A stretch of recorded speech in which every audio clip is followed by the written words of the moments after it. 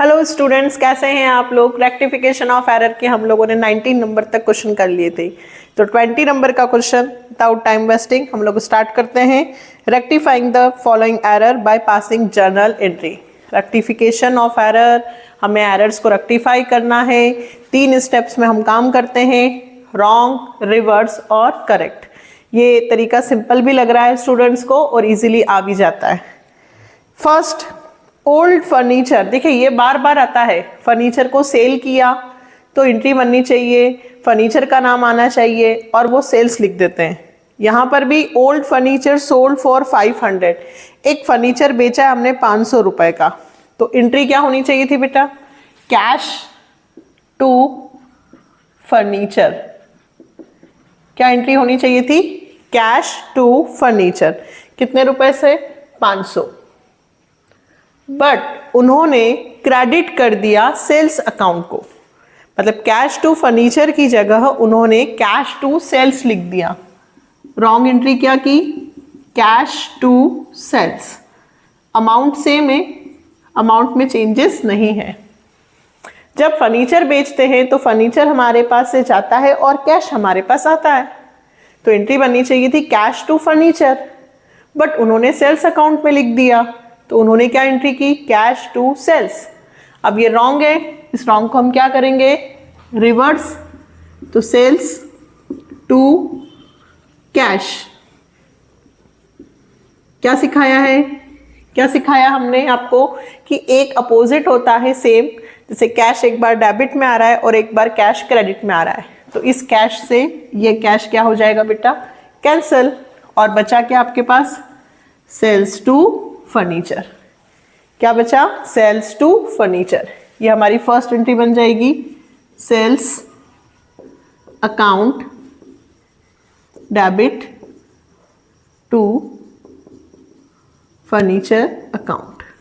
Rectify entry made, furniture credited to sales account. Narration आप लिख सकते हैं 500 rupees. Second, machinery purchase on credit. Machine purchase की है क्रेडिट में रमन से। मशीन मेरे पास आई, मशीनरी टू रमन। कैश में नहीं खरीदा है बेटा, क्रेडिट है इसलिए नाम आया है। जब भी क्रेडिट ट्रांजैक्शन होता है हमेशा नेम आता है। कितने रुपए में, 2000। मशीन परचेज की तो मशीनरी टू रमन।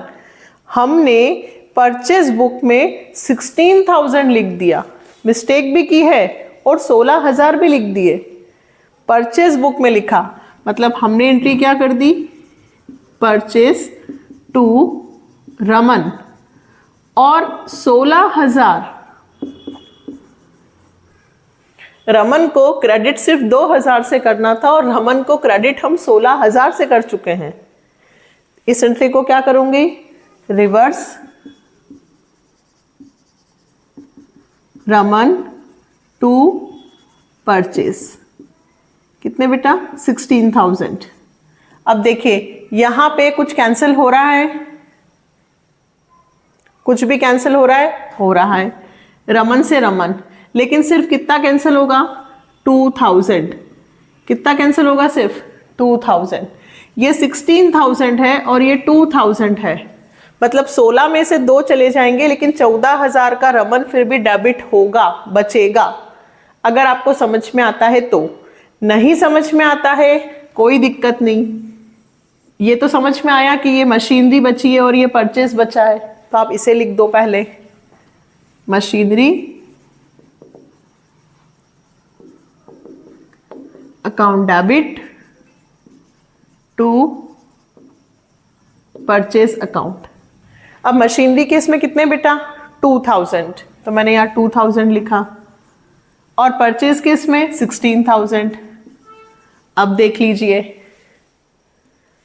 अब मैम आपने तो कहा था कि अगर डेबिट और क्रेडिट में कम हो तो वहां सस्पेंस अकाउंट लिख देना, बिल्कुल सही, लेकिन अभी फिलहाल रमन के इसमें कैंसिल तो हुआ है, लेकिन एक जगह 16 थे और एक जगह 2, तो रमन के पूरे कैंसिल नहीं हुए। अगर यहाँ भी रमन के 2 ही होते या रमन सेम होता और फिर अमाउंट में डिफरेंस आता तो हम सस्पेंस वर्ड यूज करते। बट अभी रमन 16,000 से डेबिट है और एक जगह रमन 2,000 से क्रेडिट है, तो अगर हम इसको कैंसिल करते हैं तो सिर्फ 2,000 रुपये ही कैंसिल होते हैं। दैट मीन्स हमें रमन के इसमें 14,000 रुपीज और लिखने होंगे, क्योंकि हमने गलती से रमन को 16,000 से क्रेडिट कर दिया है, इसलिए वापस से 14,000 से हमें उसे क्या करना होगा, debit. Rectify entry made. Next, अच्छी एंट्री है ये, बहुत अच्छी एंट्री थी, और ये भी बहुत अच्छी एंट्री है बेटा। कैश रिसीट फ्रॉम रजत, मुझे किससे पैसा मिला, रजत से, तो मैं क्या एंट्री करूंगी, कैश टू रजत। कितने रुपए से, 5,000। ठीक है, मेरे पास कैश आया, किसने दिया, रजत ने, तो कैश टू रजत। बट मैंने भगत को 6,000 से डेबिट कर दिया। मैंने भगत को, एक दूसरा व्यक्ति आ गया भगत, उसको 6,000 रुपए से डेबिट कर दिया। ऐसा नहीं कि भगत टू कैश कर दिया, नहीं, सिर्फ मैंने भगत को 6,000 से डेबिट कर दिया।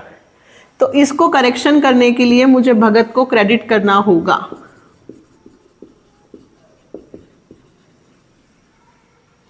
और रजत को भी 5,000 से क्रेडिट करना होगा। गलती कैश केस में नहीं हुई है। उन्होंने ये नहीं कहा कि हमने रिकॉर्ड कर दिया, उन्होंने सिर्फ कहा है कि हमने भगत को डेबिट किया है। मतलब यहाँ पे सिर्फ ये सिंगल एरर है, भगत को डेबिट किया है तो भगत को मुझे क्रेडिट करना है, और रजत को तो क्रेडिट करना ही है। कैश वर्ड यूज नहीं होगा, क्योंकि कैश केस में मिस्टेक नहीं की है। उन्होंने भगत टू कैश नहीं किया, ऐसा नहीं कहा उन्होंने कि हमने भगत को पे कर दिया है, सिर्फ भगत के इसमें डेबिट में पोस्टेड किया है तो भगत को क्रेडिट करेंगे। तो एंट्री क्या बनेगी बेटा, रजत को मुझे क्रेडिट करना था 5,000 से, और भगत को जो मैंने दे दिया 6,000, उससे भी मुझे क्रेडिट करना होगा। और दोनों ये मिस्टेक सुधार कर कौन से अकाउंट में डालना होगा, सस्पेंस अकाउंट डेबिट, क्योंकि कैश केस में गड़बड़ नहीं हुई है, गड़बड़ सिर्फ नाम में हुई है, मिस्टेक सिर्फ नाम के इसमें हुई है। रजत को क्रेडिट नहीं किया गया बल्कि भगत को डेबिट कर दिया, तो भगत को क्रेडिट और रजत को भी क्रेडिट। और वर्ड क्या यूज करेंगे, सस्पेंस। तो सस्पेंस कितने से आएगा बेटा, 11,000 से। और वही चीज जो मैंने आपको कल सिखाई थी, डेटर और क्रेडिटर, याद करो कि ट्रायल बैलेंस में एक डेबिट होता है और एक क्रेडिट तरफ यदि हम लिख देते हैं तो टोटल में डिफरेंस आ जाता है। उस टोटल्स को, डिफरेंस को रिमूव करने के लिए वहां क्या वर्ड यूज होता है, सस्पेंस। डेटर डेबिट में आते हैं और क्रेडिटर क्रेडिट में आते हैं, इसलिए। ठीक है, next, depreciation provided on machinery 3,000। तो डेप्रिसिएशन